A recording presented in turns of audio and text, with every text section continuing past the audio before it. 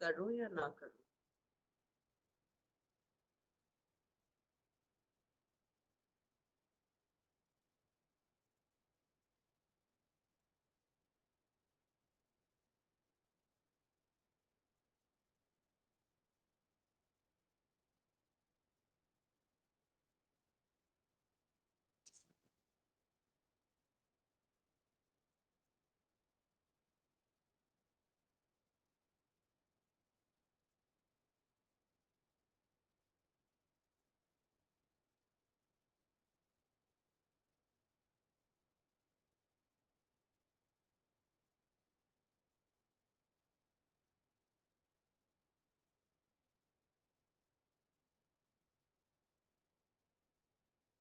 गंगे च यमुने चैव गोदावरी सरस्वती कावेरी नर्मदे सिंधु जलस्मिन सन्निधिं कुरु।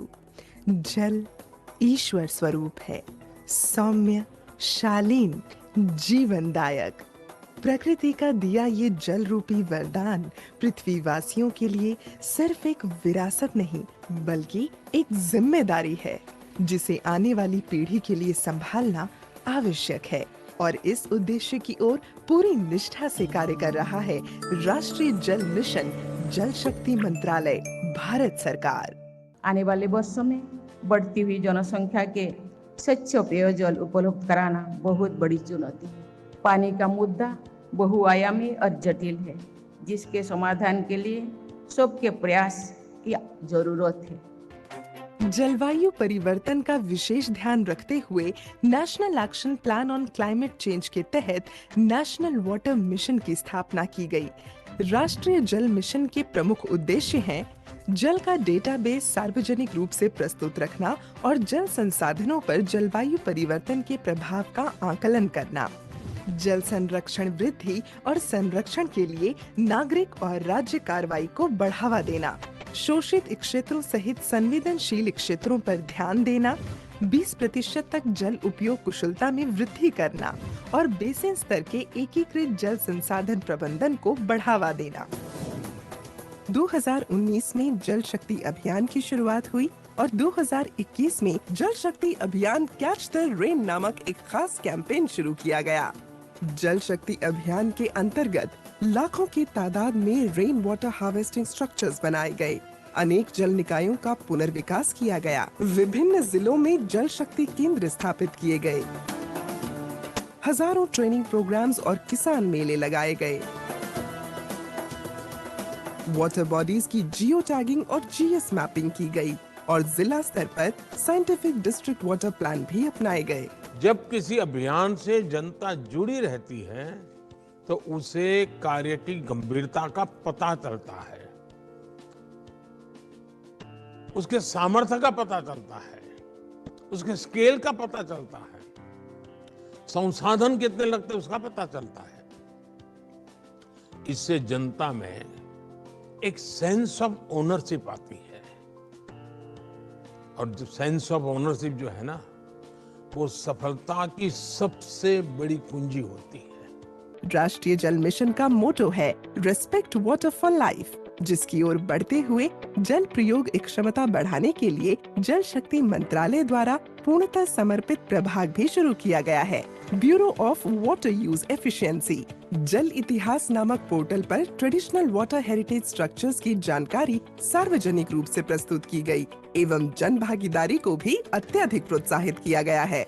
कृषि के उपयोग के लिए, पीने के पानी के लिए उपयोग के लिए, उद्योग धंधों के उपयोग के लिए पानी की उपलब्धता निर्बाध रूप से बनी रहे और माननीय प्रधानमंत्री जी के नेतृत्व में जो हम विकसित भारत बनाने का लक्ष्य लेकर चले हैं, उसकी आपूर्ति में जल की उपलब्धता बाधा न बने, स्पीड ब्रेकर न बने, इसके लिए वाटर सेक्टर के कंप्लीट रिजुविनेशन के लिए माननीय प्रधानमंत्री जी के नेतृत्व में जल शक्ति मंत्रालय काम कर रहा है। मंत्रालय के इतिहास में पहली बार राष्ट्रीय जल मिशन द्वारा भोपाल में प्रथम अखिल भारतीय राज्य मंत्रियों का सम्मेलन आयोजित किया गया और स्वयं माननीय प्रधानमंत्री महोदय ने इस द्विदिवसीय सम्मेलन को संबोधित कर इसका उद्घाटन किया।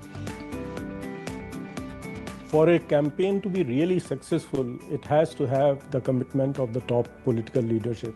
And what better commitment can be there if the Prime Minister of the country gives this clarion call to the citizens to participate in this program. जल उपलब्धता सुनिश्चित करने हेतु जल शक्ति अभियान कैच द रेन 2023 का मुख्य प्रसंग है पीने के पानी के सतत स्रोत, जिसका उद्घाटन भारत की राष्ट्रपति महामहिम श्रीमती द्रौपदी मुर्मू द्वारा किया गया। प्रमोशन अवसर पर जल शक्ति से नारी शक्ति इस सिद्धांत को प्रबल किया गया। आइए हम भी जल शक्ति अभियान से जुड़ें और जल आंदोलन को जन आंदोलन बनाकर जल संकल्प को दृढ़ करें, क्योंकि संरक्षित हो जल तभी बेहतर कल।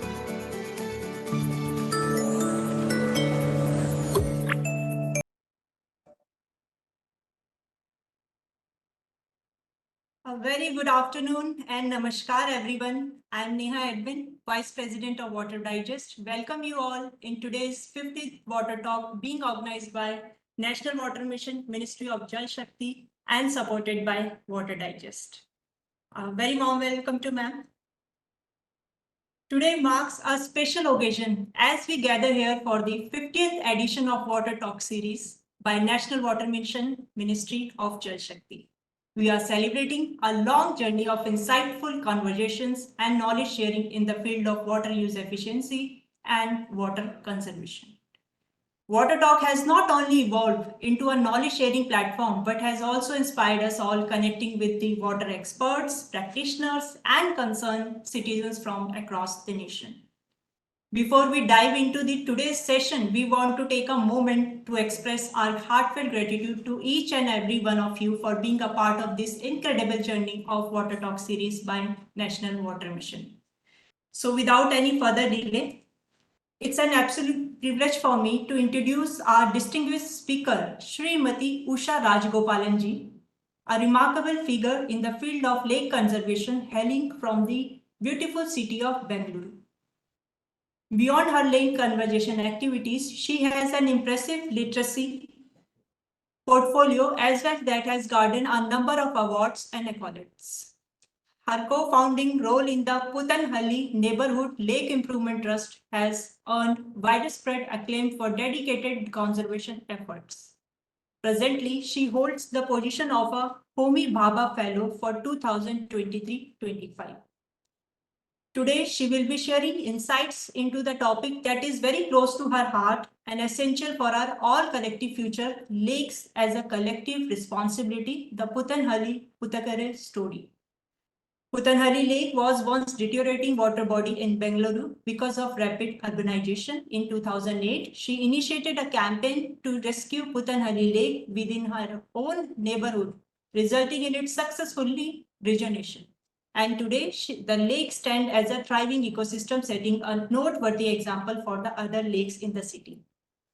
Ma'am, we are looking forward to listening your journey and experience today. And now, before we begin this momentous 50th edition of Water Talk, it will be an honor to invite Ms. Archana Verma Ma'am, IAS, Additional Secretary and Mission Director, National Water Mission, Ministry of Jal Shakti, for her prestigious keynote address, and also request to shed some light upon the significance of the Water Talk series. Over to you, Archana Ma'am. Thank you so much, Neha. Am I audible? So, congratulations. It's been a very, very satisfying journey. And I can't believe that we've reached the 50th episode. And it's an incredible honor to have with you, ma'am, Usha Rajagopalan. She's a writer, translator, and lake conservationist. And I think today we will learn a lot from her.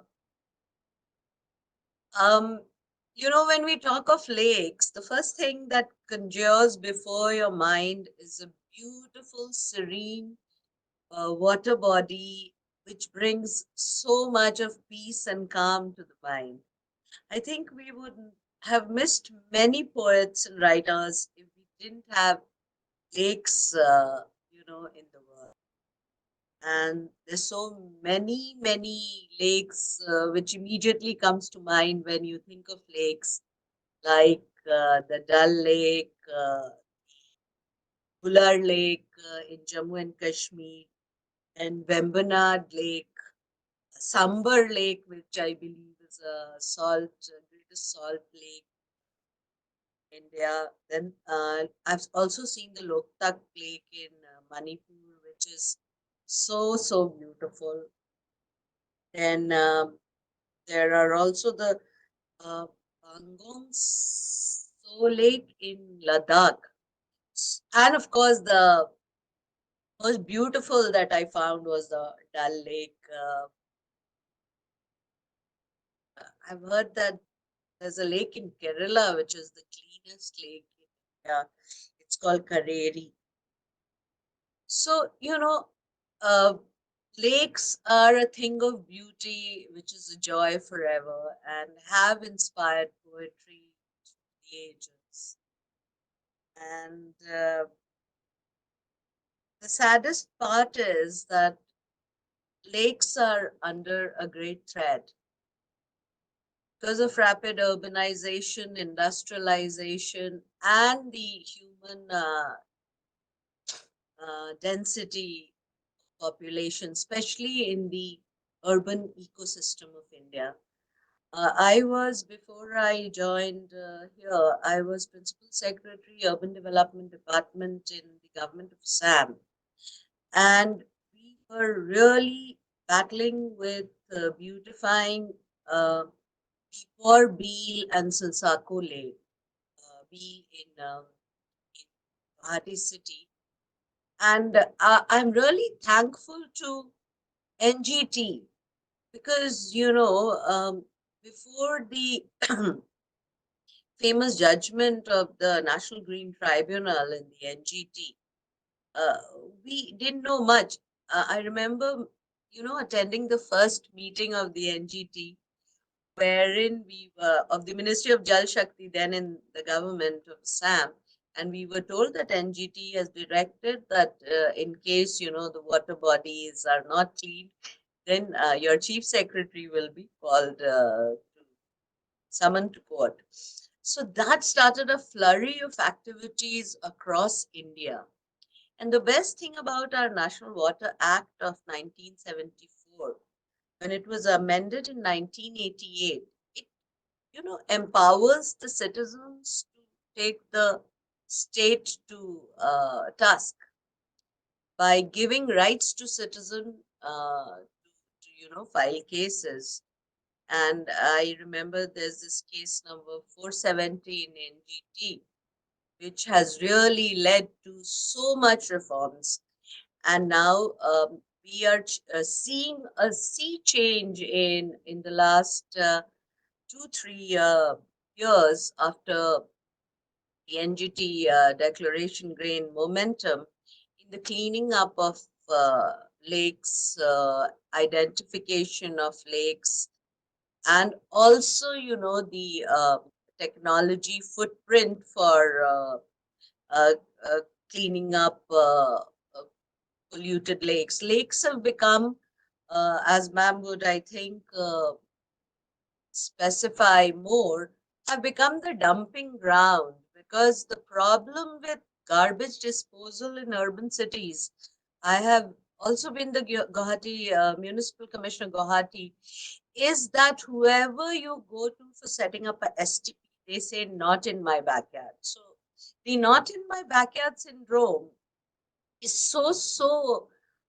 evident and so vociferous in urban areas that it's very difficult to set up sewage treatment plants, and especially in the middle of the city. Of course, with the newer technologies, we are hoping that, the setting up of smaller STPs like in situ STPs near the lakes or near smaller water bodies would be cleaning so that, it is safe from pollution, and climate change damages are already there.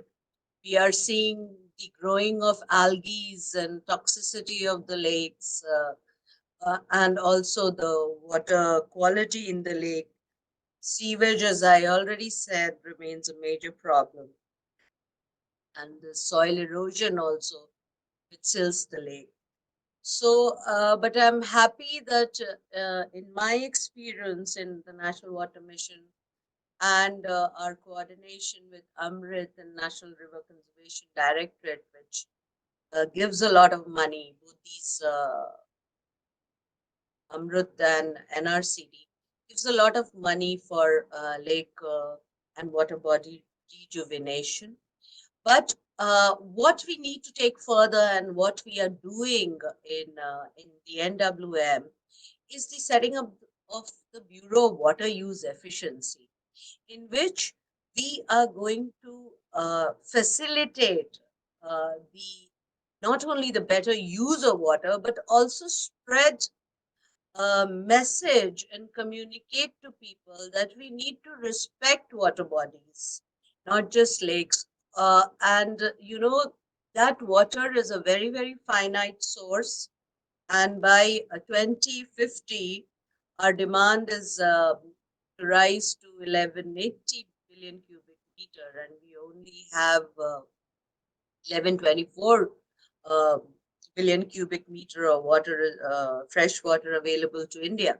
So unless, we mitigate not only the supply side, but also the demand side uh, for water, in which the management of water bodies also is a very important component, we are faced with water insecurity in the future.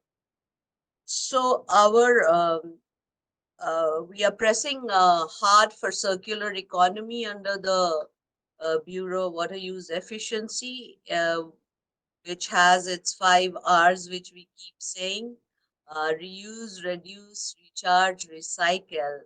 But most of all, respect water, because water is the nourisher of life. And if you don't respect water, then future generations or even our generations are seeing, as ma'am's intervention has already um,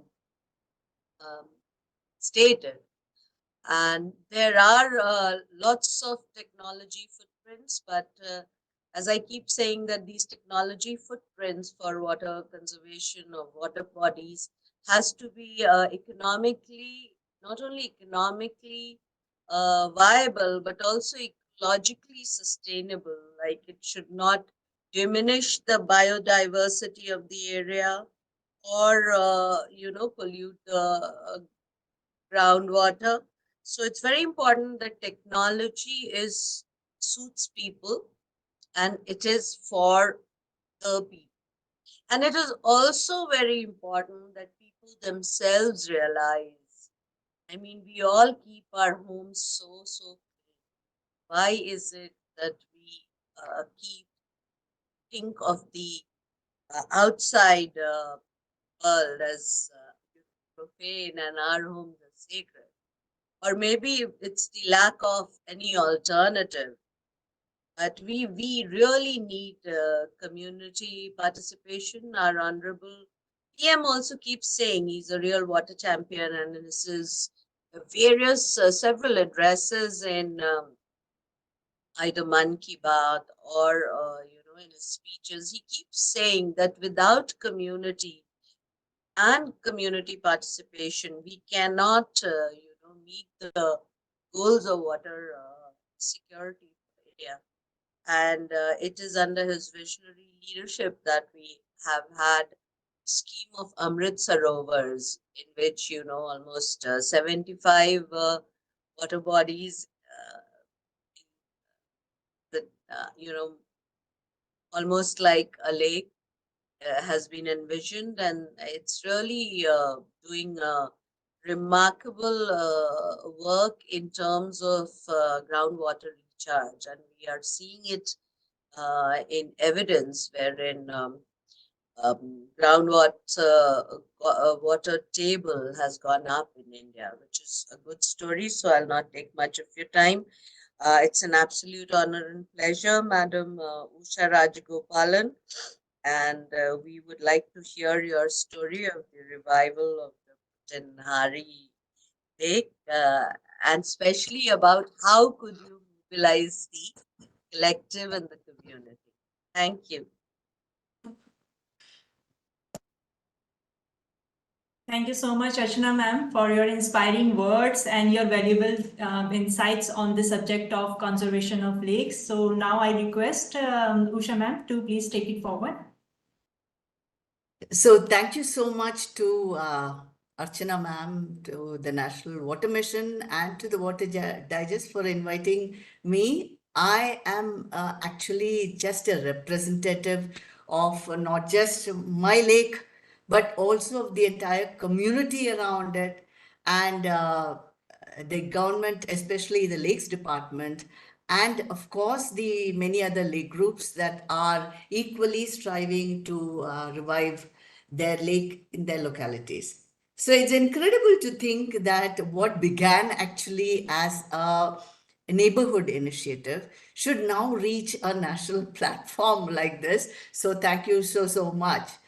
And I would like to point out two things. One is Archana ma'am talked about many lakes, but when she said all this, what I was visualizing was just my lake with the community around, with lots of water. It's not just a peaceful, calm place, but our lake also happens to be a very active community hub. And which is why I actually suggested this topic, that lakes should be a collective responsibility, because again, as you said, if the community does not come together, all the money that you spend on lake rejuvenation, on water body revival, it's all going to go for a toss. So people, I think, should be at the heart of this exercise. If you want to save lakes, you need to put people in the heart of it.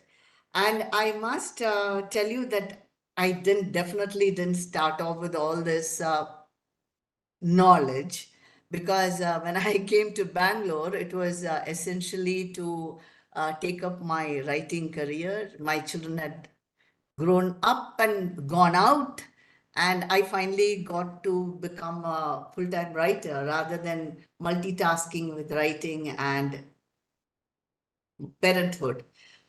But that was not to be, because this is the first time I am living in an apartment. I've always been in independent houses, and first time in a big city, I'm staying in an apartment, and what I see in my backyard, again, I'm using Archana ma'am's word, in my backyard, literally in my backyard, was this dying lake.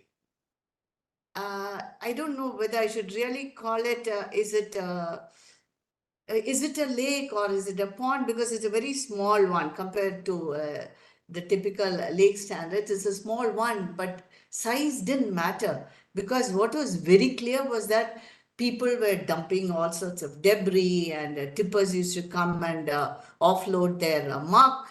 And I'll show you a photograph, in fact, then I think you will.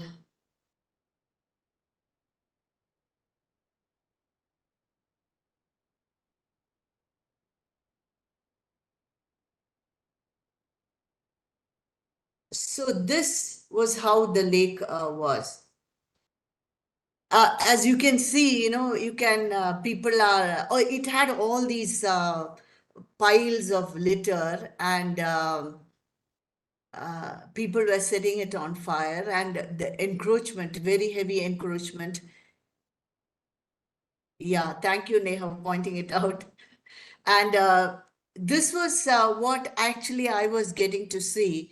And I felt I was new to Bangalore, and I didn't want to I'm not an activist. I'm basically a writer. And I didn't want to get into this because I don't know a thing about lake rejuvenation or who should be responsible for it. But every day in and day out, this was what I was actually seeing. And this pricked my conscience for two reasons. One is, obviously this is in such a very bad shape.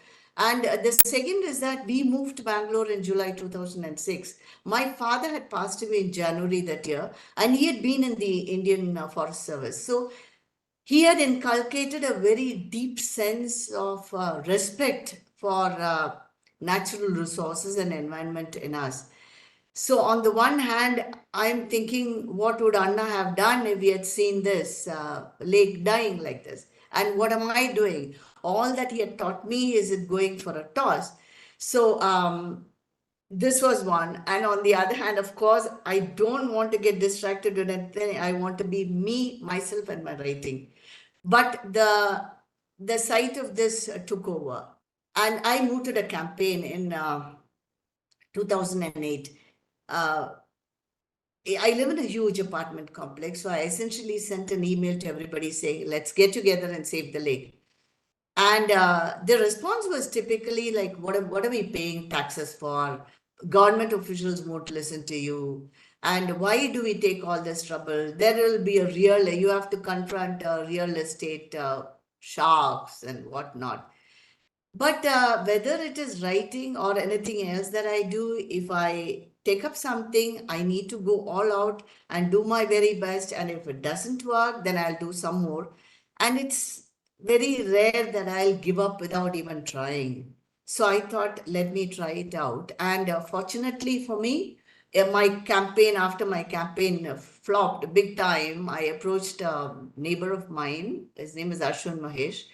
And I requested him to get the municipality, BBMP, to take up this lake for rejuvenation. So he said, okay, I'll do that, but you have to promise to take care of the lake after it's rejuvenated. Now, what did it ever mean? I had only managed my house. I've not managed a lake. But let's see about when we'll cross the bridge when we come to it. So BBMP took up this lake for rejuvenation. And it was a very exciting process. And all these things I was thinking from a writer's perspective. If ever I have to write about a lake getting rejuvenated, then this is what is going to happen. You have these JCBs, they clear out all the muck, and then they raise the revetment and they put in these inlet pipes. So when all this work was happening, actually what was also happening was that the neighborhood began buzzing with what exactly is happening here, because the idea of the lakes division actually reviving a lake, and that to a small one like this, I think people couldn't believe it. So my neighbor's servant for once told her that, madam, there is a Puttanali bus stand going to come here. And someone else said it is going to the metro station. So in order to set all the records straight, what we did was, in my apartment complex with the association, we organized an Earth Day celebration. And to that, we had invited people from all around the lake. And that was the first actual interaction with the people. And two things came out of this. One is, one of the stalls we had put up there was to say BBMP is reviving the lake, and at the right time we will invite you to come and plant a tree. So please pledge any amount. So many people pledged, like 50 rupees, 100 rupees, whatever. We didn't take any money from them that day. We kept a record of all that. And from this, the lake actually looks like this. And how this happened is because at the Earth Day celebration, one of the best things to happen was across the lake, as you can see, actually this is taken from my balcony. So across on the left side, you will see a high rise. And there it's called Brigade Millennium Apartments.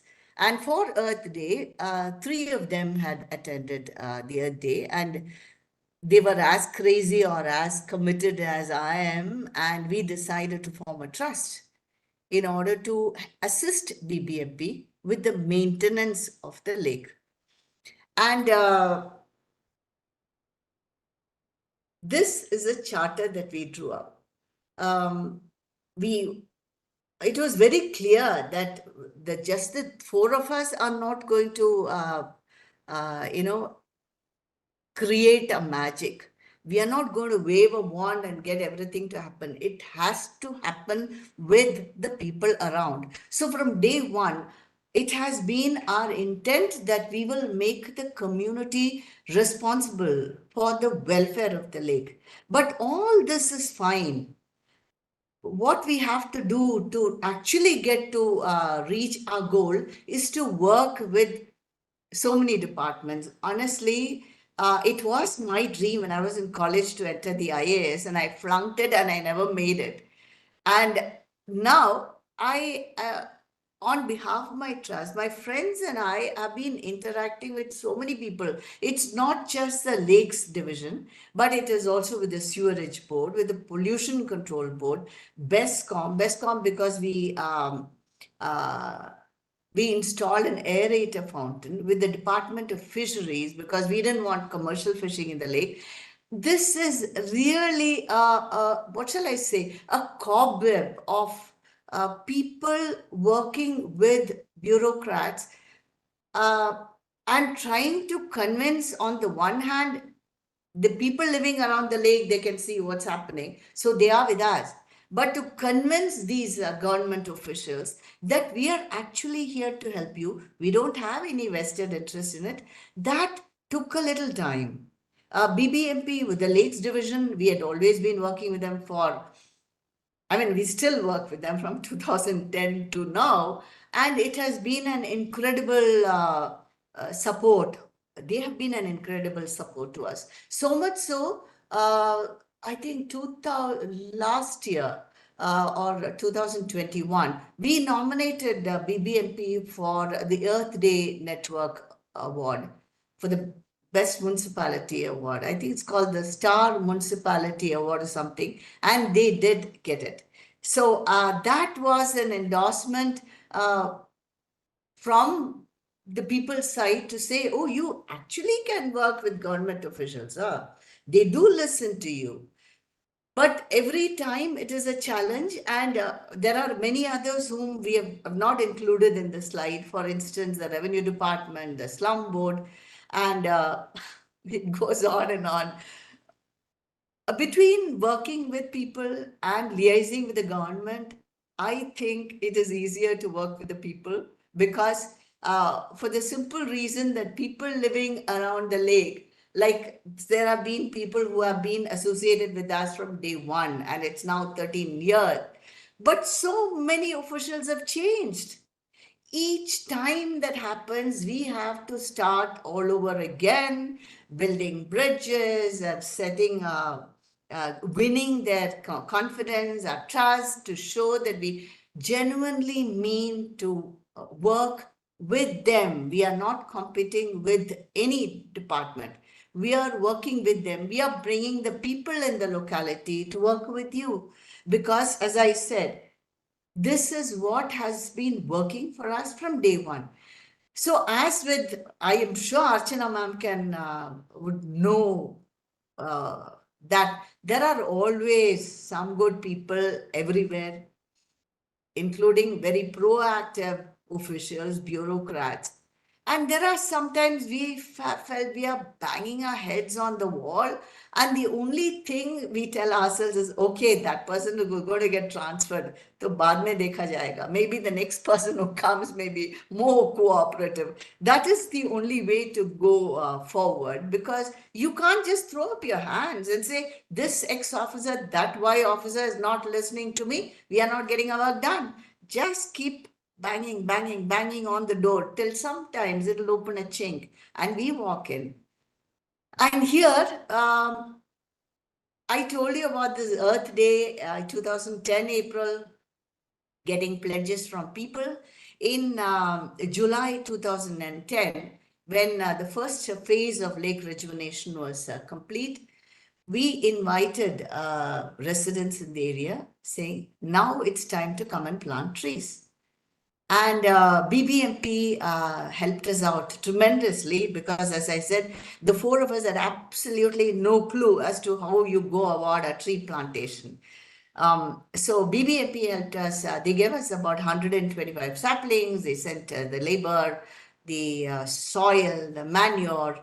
And from 2010 to 23, you can see the difference for yourself. From 125 trees, now I think the number of trees should be about 500, and lots of climbers, countless shrubs, it goes on and on. But after the first 125 trees were planted, we were all working at the periphery of the lake. But what is a lake without water? And moreover, all these trees needed water. So we had to look at how do you increase the water level? And we waited for the monsoon. And in the first monsoon of 2010, there was hardly any water because either some of the inlet pipes were not properly fixed, they were not active. And at one point, there was flooding outside, so BBMP had to install another pair of inlets, which is the southern end, the lowest part in this area.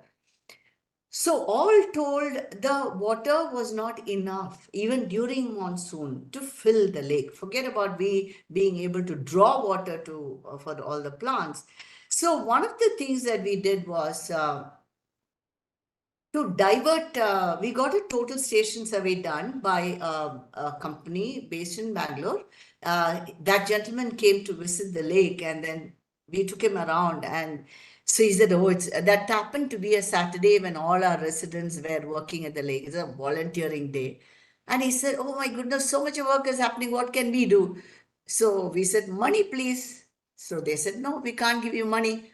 Because when we signed the MOU in 2011, actually, we asked BBMP Lakes, will you be giving us money to maintain the lake? So they said, ma'am, if we have the money, why are we giving the lake to you? So that means we have to go to our neighborhood for the funds. And when this company came forward and we asked for funds, he said, no, we can't give you money, but we can find out how you can get more water into the lake. So he got a total station survey done. And from this avenue, we diverted the water. So it helped in two ways. One is, of course, it increased the level of water in the lake. And on the other hand, actually where that tanker is going, that's lower level. So there used to be massive flooding during the monsoon. But ever since we started diverting, we call it a diversion channel. Ever since our diversion channel started becoming active, the flooding also reduced. But even that was not enough, actually. It's incredible to think that our water body size is only about, you see the water here and this, it's only about 10 acres. But it takes so much water, and more so because the ground below is absolutely dry. So any water that falls from the sky, it seems it was going straight inside and not really seen on the surface. So after the first monsoon, and we also realized, Are Baba, what if the monsoon fails? If during the monsoon our lake is not filling up, then what do we do if during a year of bad rains or insufficient water? The only alternative is getting treated water, and I think Archana ma'am talked about STPs, and Lakes Department offered us an STP, and we said no, thank you, because we had already signed an MOU, and we are responsible for everything that happens in the lake. And if by chance the lake STP does not work, there is no power, or BBMP does not pay the electricity bill, or does not pay the operator, he just leaves and he lets in all the sewage into the lake. So that's going to kill the lake and kill our enthusiasm.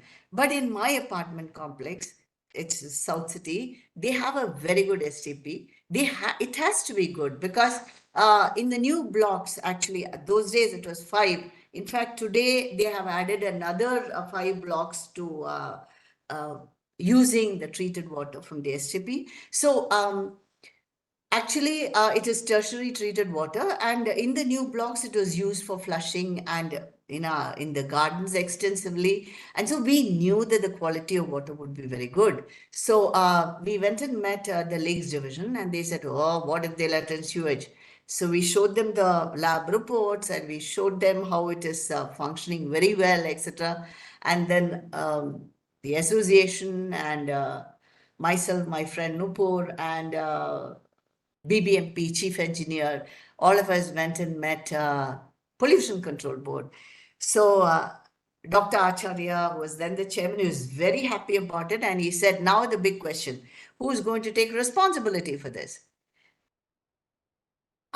There lies the key. So actually, Nupur and I looked at each other and we said, sir, all three of us will take equal responsibility because it's South City's STP, it is BBMP's lake, and we are the citizen custodians. So on 17th May 2015, we are the first lake in Bangalore to get treated water from an apartment complex. And it's working beautifully. But it upset the ecologists a little bit because the natural system of lakes is, it is a water catchment area, and during monsoon it fills up, and in the dry season it dries. And then you have to do a cleanup of the lake bed. And now with treated water coming in, does it mean our lake is going to be full of water all the time? But we decided to take the chance because we were fed up of seeing a dry lake through most of the year. And it is our belief that especially an urban lake, actually any lake for that matter, but more so in a city, if a lake does not look like a lake, it does not look like a lake which is protected, then the chances are extremely high that one day or the other it's going to vanish. So we decided, let's fill the lake first, and then we'll see about how to handle the quality of the water, because this was the other fear that people had. Even if it's tertiary treated water, it's going to be having a certain amount of nitrates, phosphates, sulfates, whatever. So what is going to be the impact of all these things in the long run in the ecosystem of the lake? So we decided to try and purify the water. Google has the answer. So we came up with this artificial floating island. This was we introduced our first prototype, I think, in January 2016. We started off with just 3 of these platforms, and we made it with PVC pipe. We are not very happy about it because we don't want PVC in water for so long. So we are still doing our research on how to have a biodegradable frame. But we started off with the PVC pipe, 5 feet by 5 feet, put a mesh on top and below, and insert different kinds of biofilter plants into it. And we tied it close to the edge because in case it started sinking, then we would pull it out. But it didn't. The plants grew very well. We were not happy to see the plants grow so well because it means there's so much of nutrients in the water. But it worked very well. And this is a wetland where all these AFIs are, artificial floating islands are. This is the wetland. And all lakes in Bangalore, at least, that's the only place I know. The method of rejuvenating a lake is actually to have a constructed wetland, which is at the point where the maximum rainwater comes in. So this wetland, and honestly, to tell you how very ignorant we were that when we started, was we had no clue why a wetland should be important. So, and we just turned our face whenever we went past because the wetland was such a mess. BBMP had planted different kinds of plants in the lake basin, and the water is supposed to meander through it and then go into the main body of the lake. But if it is not maintained properly, as we realized very, very quickly, if it is not maintained well, then it really doesn't serve any purpose. So we got BBMP to clean up the wetland completely, and we introduced these artificial floating islands. And at the same time, we also tied up with a local engineering college to test the quality of the water. And we didn't have to see the lab reports actually to see, just look into the water and you can see the ground below, and you can see fish, you can see birds coming. Oh, it was a delightful sight. And I said about birds, all this brought in a lot of birds. When I actually started, I used to see a couple of pond herons, which I could make out only when they flew, because otherwise they are so camouflaged. They are a mix of browns. And when they fly, then they show their white wings. From 2010 or maybe even early 2011 to today, this is the biodiversity in the lake. And we have so many fond memories. All of us have our special birds. For me, it is a bayback shrike, because I saw the bird sitting on one of the bird. We have planted a lot of perches in the lake basin. So one day I happened to see this bird. It looked like a bandit, a brown bandit with a black band. And I called up a birder, because I'm not good at birding or anything of this type. And one of the best things in all this is we have so many experts, so many bird watchers, so many butterfly experts. I didn't know there were so many experts in all this, you know. All these people would come to the lake, they would identify the species. For instance, this particular bird that you see, it looks so huge. Actually, it is a very tiny thing called Gagni ducks. And it is a migratory bird, you know, coming from God knows where, Siberia, I believe. And in 2011-12, there was a flock of these Gagnis, and that year it happened to be the first time in Bangalore. Of course, this bird comes every year to Bangalore, but our lake happened to have the first sighting of the Gagnis, and the Hindu reported it, and other papers picked it up. And I don't know if you have heard of Mr. Zafar Fateh Ali. He was living in Bangalore at the time. He got here and he came to the lake at least twice to see these Gagni ducks, you know. But coming back to my favorite bird, other than the bayback shrike, I just love the pied kingfisher. Pied, of course, it is in black and white. And I like it because its presence shows the quality of water. And water is at the center of all that we do. And the pied kingfisher typically hovers in the air, and when the water is clear, it can see the fish. It dives right inside. So, in order to share our excitement with all these things, because actually these are the rewards that we get out of all this. You can imagine how many hours we spend on this every day, not only during the day, even night. We even have dreams about the lake, you know. So we want to share this. And one of the ways by which we share our happiness or our sorrow is by sharing it all with the community. Aarti started off our website, and then we have our own Google group, and we share updates, bird watch update, tree flowering update. Our neighborhood is kept absolutely informed from day one. In fact, once somebody asked me, "Oh, you know so many birds. How do you know so many? You're an ornithologist?" I said, "Good God, no. I am only surprised the birds don't know us, because we keep looking at them all the time. How can they not know us?" And another lady, you know, she in a family actually, she was walking with a mobile in hand, and she would keep looking at the water and then look at the mobile, and then she'd tell the children, show something and show them. So obviously we were very curious, and we say, "Hey, what are you showing?" "You know, you send that birdwatch update." So I brought my children here and showing them, this is the purple swamp hen, and that is the Eurasian coot, and this is a white-breasted watan. These, again, as much as these, the biodiversity excites us, when people who become as interested as we are, when they show the same kind of enthusiasm, then it really is very, very, it's a big award in itself. But it's not always that people look at the updates and then they come. We do all these because from day one, ever since those people pledged small amounts, and we redeemed the pledges during the tree plantation, we raised actually 40,000 rupees a day.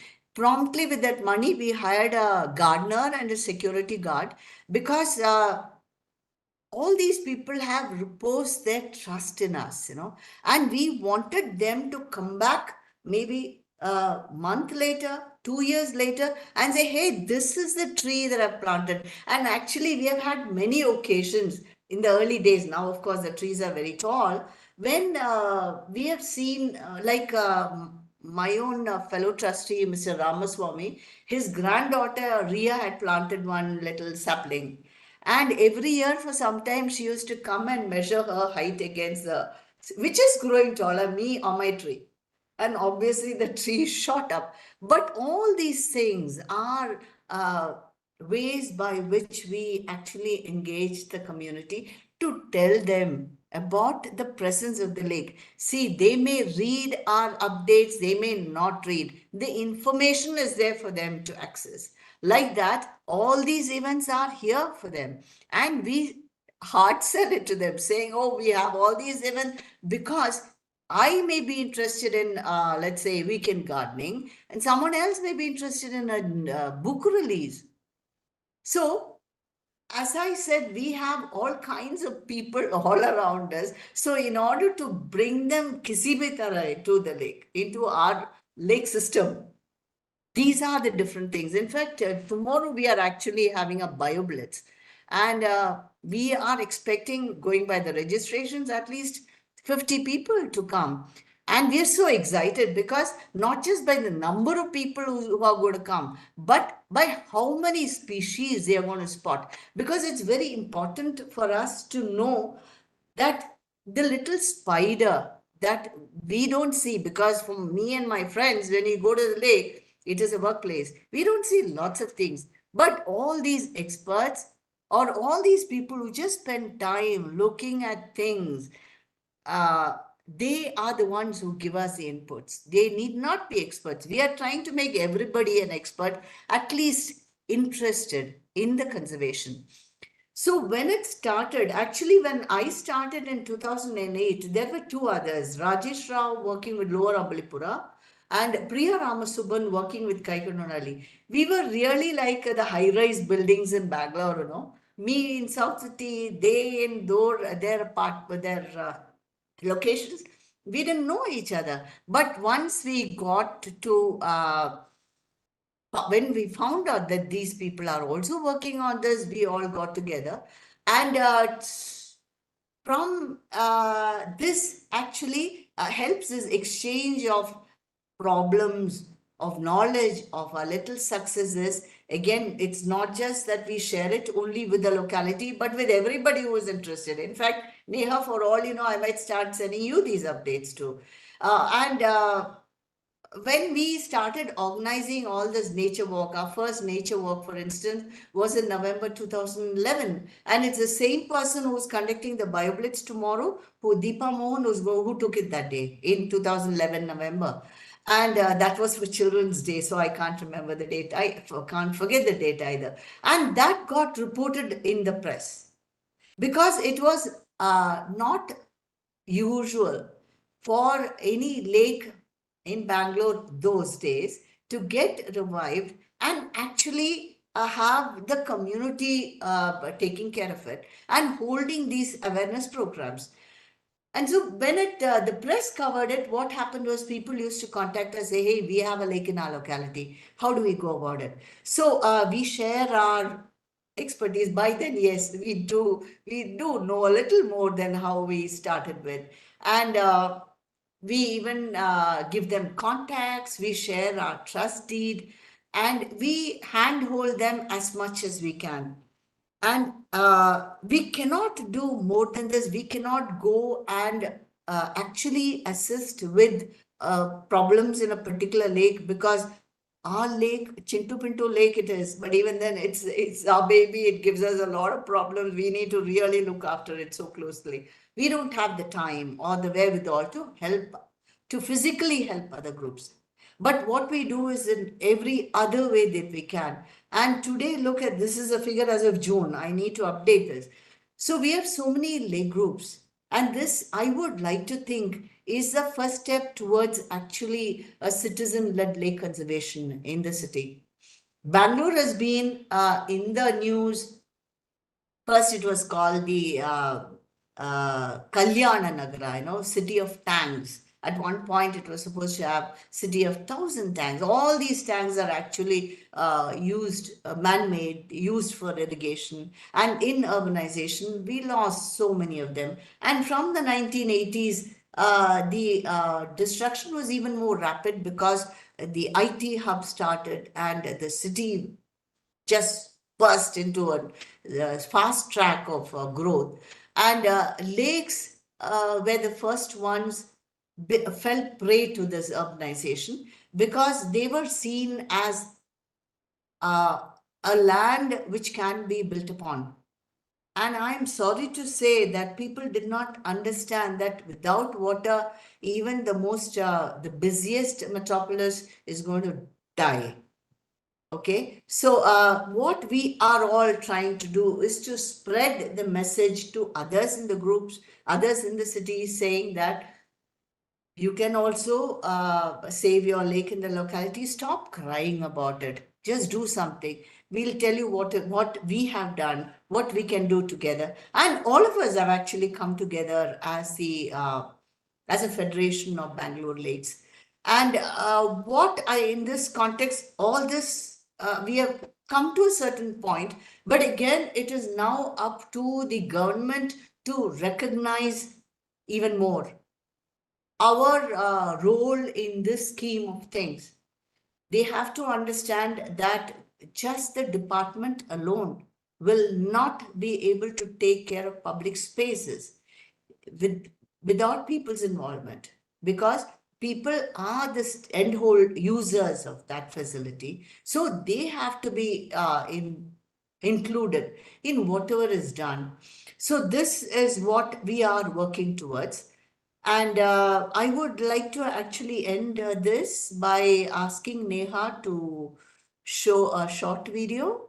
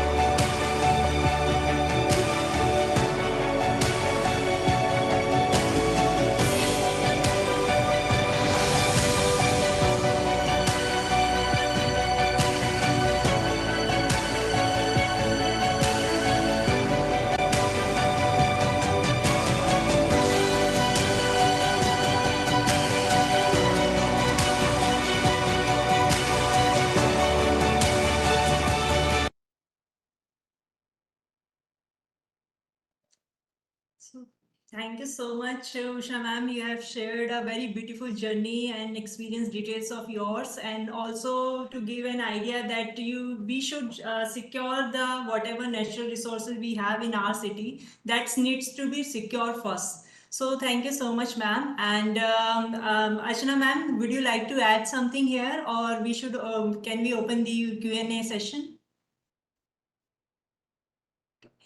So, ma'am, I just want to say, delegates, if you want to ask your query directly, you can just raise your hand. You can ask your question directly to ma'am. And apart from this, this program is also live on the social platform of National Water Mission and other wings of Ministry of Jal Shakti. So we are getting few queries over there too. So the first question which I got, this is like, what kind of biodiversity does the lake support, and how do you track or document them? I think I already showed the figures for it. And again, tomorrow's BioBlitz is another step in that direction, because they are going to look at how many insects and how many spiders and butterflies and ants and whatnot. So all that is biodiversity. It's not just birds and the fish and the terrapin. So that's why we have to document everything to show, because actually when I see these new photos of the lake, my friends and I don't even remember how the lake was before. What you see today is what you get. So for us, it's very difficult to remember, and that is why the documentation is important for us too. Because at the end of the day, one of these days, all of us are going to leave, and we want the next team to take over and say, "Oh, we had so many butterflies, and now what is the count? What can we do to make the place more attractive to these insects?" So, yes, this is how we do our. And if you go to our website, I'll answer the person who asked the question. If you please go to our website, you will see all the details. Another query is from the side of Mr. Manish Kumar, and his query is, can you explain the science behind artificial floating islands and their impact on water quality? Oh, it's superb. So excellent. I believe in Delhi also some lake has introduced it. I had read about it. So it is actually catching up. See, in a lake like Jakkur, for instance, it's a lake in Bangalore. In a lake like Jakkur is a huge lake. And as I said, these wetlands all lakes actually should be wetlands. If you want to have a thriving biodiversity lake ecosystem, you should have all lakes as wetlands, not as a swimming pool with with the island in the middle. And because most of the birds are shallow water birds, and it will automatically come only when there's lots of. In fact, if you see, we don't have that much of vegetation in our lake, and we are working towards that. So as I was talking about Jakkur Lake, it's a huge lake, and I think the wetland itself is about some 7 acres or something. So any water that comes in is going to really meander and then enter the main body of the lake. But ours is landlocked. It is the entire lake is 13 acres, 25 guntas, and the wetland is a part of this. It's less than half an acre, and within that small space, it has to do the purification process. And unless it is maintained properly, because there is a limit to how much a plant can absorb nutrients from the water or from the soil for that matter, they are also going to rot and die. So we tend to the wetland like we tend to a garden. So as and when the plants are too grown, we remove the plants. Maybe we may have to replace the AFI itself. But once in a quarter, we check the quality of the water to find out how it is working. So from in the early days, I think the wetland DO was dissolved oxygen in the wetland was about maybe 1 mcg, something like that. And now maybe it is 4, 5. We've gone up to 6. So again, that shows the quality of the water. And again, in our website, you will have the before and after photos to show you how well it works. But it is not like, that motorbike ad, fill it and forget it. It doesn't work that way. you have to really take care of the plants like you would take care of your garden. Our problem is not with it purifying the water. We have this particular bird called the Eurasian coot, which insists on building its nest in these AFIs, and they will simply trample all the plants, and like we want to grow bulrush. They don't allow it to grow. So really it is now battle between us and the birds on how to increase the vegetation in the lake without the birds finishing it off. So move forward. I request my team to kindly unmute Dalip Chatwalji. I request my asked a team to question? kindly unmute the Dalip Chatwalji. Okay.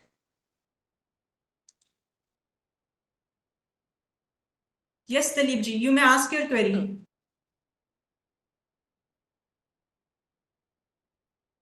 Hello. Yes, you are audible. Please ask your query. My question to respected speaker is this: how one can prevent the growth of the algae over the lakes? That's a wonderful question.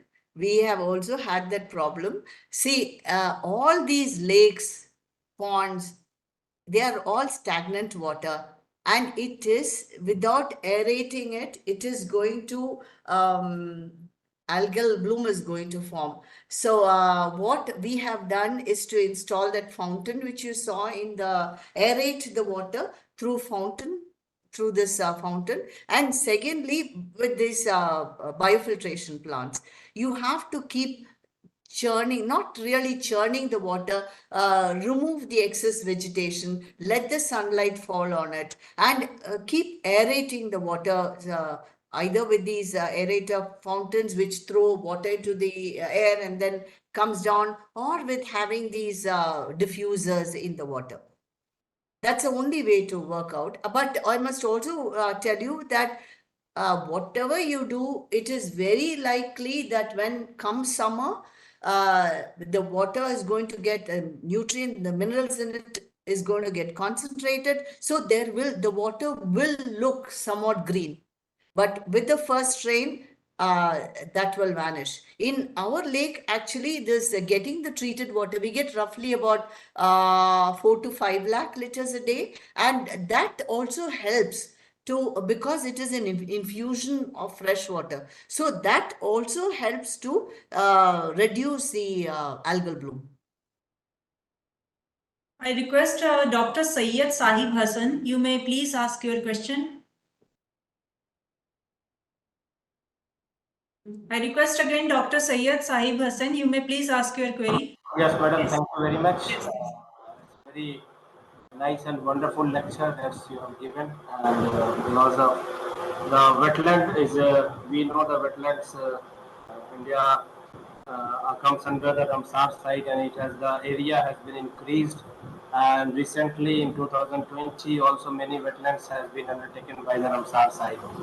But still, the wetland is going to be shrinked due to the many activities, anthropogenic activities. But we wanted to know that there is a problem in wetlands, the harvesting of the aqua crops, harvesting of aqua crops from the wetlands. And that's why the productivity is very less from the wetland. But in foreign countries, the productivity is quite high, very high compared to our country. So these are this is the very important challenges, and these wetlands are in nascent stage in our country, because it is not going to be explored by the workers or by the many scientists. So that's why there is challenge. How can the fish production can be increased, productivity can be increased from the wetland, either for the harvesting problems, either the problems of the we can say the weed problem, and because of the many wetlands are very large in our country, but it is useless. So how the situation can we can control this kind of situation, so that our production, fish production, should be increased from the wetland? If I heard you right, you are asking about about fishing in wetlands, right? How to Yes, increase? Is that right? yes, or productivity. Okay. See, actually, Dr. Syed, I must admit that I'm not an expert. I know only my lake. But from what I can tell you is that the water has to be genuinely good if you are going to grow fish, okay? Because in when sewage comes in and you have this algal bloom, you have a profusion of aquatic weed, that is going to hamper the fish life, yes. But more importantly, and the greater risk is when people eat such fish. So I don't know. I think maybe the best method is to have these designated ponds specifically for pisciculture, for fishing.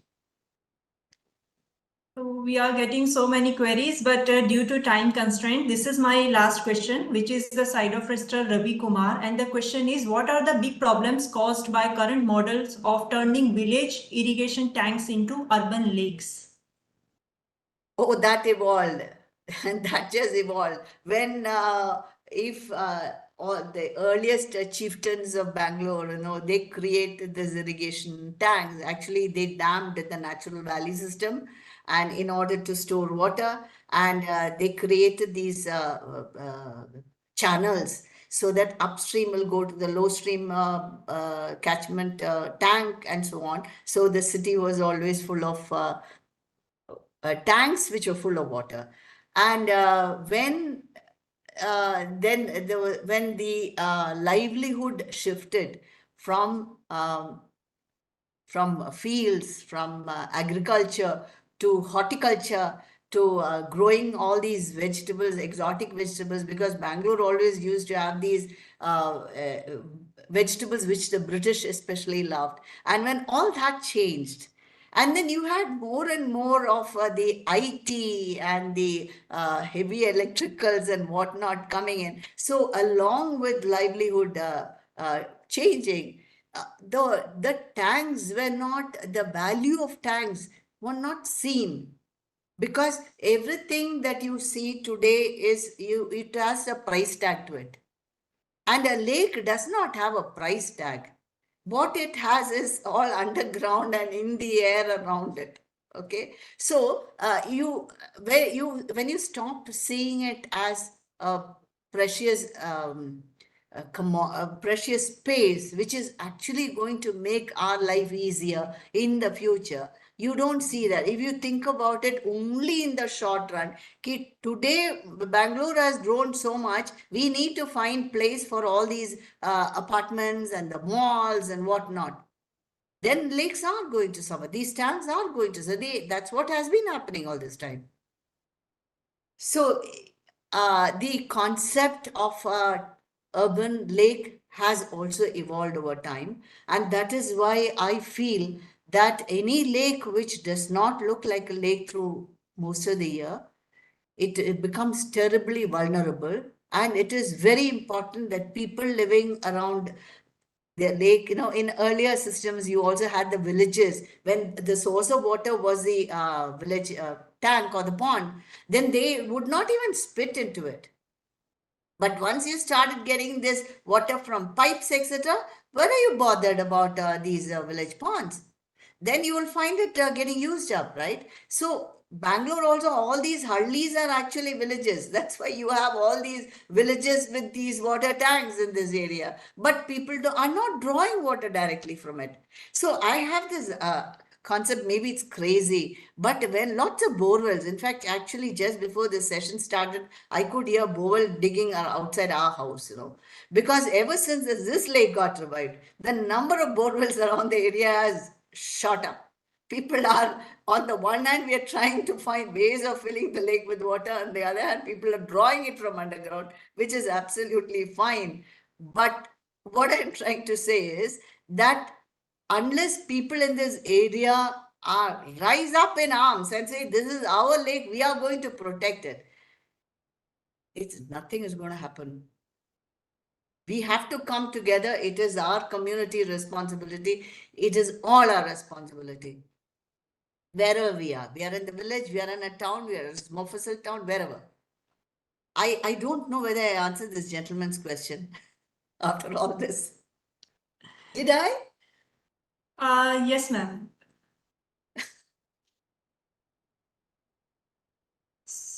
So with this, now we are ending the Q&A session here, and thank you so much, ma'am. And now I would like to request Archana ma'am to plead for her prestigious concluding remarks.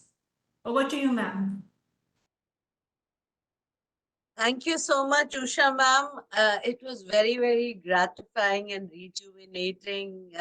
Actually, like the lake, hear this story. And this story teaches me one thing, that, you know, where there's grit, there's a way. I mean, you exemplify grit and never say die. You know, though right now I'm on the side of government, but when I was younger and not part of government, I've seen how difficult it is to, you know, get work done out of government. But of course, times have changed now. Government systems with IT and with, you know, citizen awareness growing, things have become easier to liaise with government, especially in bigger cities. But of course, as you know, Commissioner GMC, I recall that we were very, very scared of very vociferous activist kind of citizens. So one naturally paid heed more to them. But you know, it's wonderful to see that you work both with government and with communities. Government for the technological input and community for the sustainability. And it is only these measures, you know, because government on its own, right now we're not in the business of operation and maintenance so much. We create structures and then we exit. So it's really good. I think this experiment is very replicable, and you know, if you could document your whole story, then we can also share it as a good practice across you know, all over India, pan India. We can share this story of yours, like we have newsletters and we have a whole social media team trying to promote. So of course this will give, but if it's documented, you know, technology aspect also. But great presentation. I learned a lot from you, and the best part is, despite being a writer and an author, you've almost become, you know, an ecologist and an expert in water lake conservation. So that's the beauty of the lake, and that's the beauty of water. Thank you. Actually, as the Homi Baba Fellow, this is what I'm doing. I'm bringing together both my passions for writing and for the lake. I'm writing a memoir on the lake. Thank you so much, ma'am, for your inspiring words. And thank you so much, Usha ma'am, for your valuable times. And thank you so much once again to National Water Mission for making us as a part of this initiative. Thank you so much. Thank you, ma'am.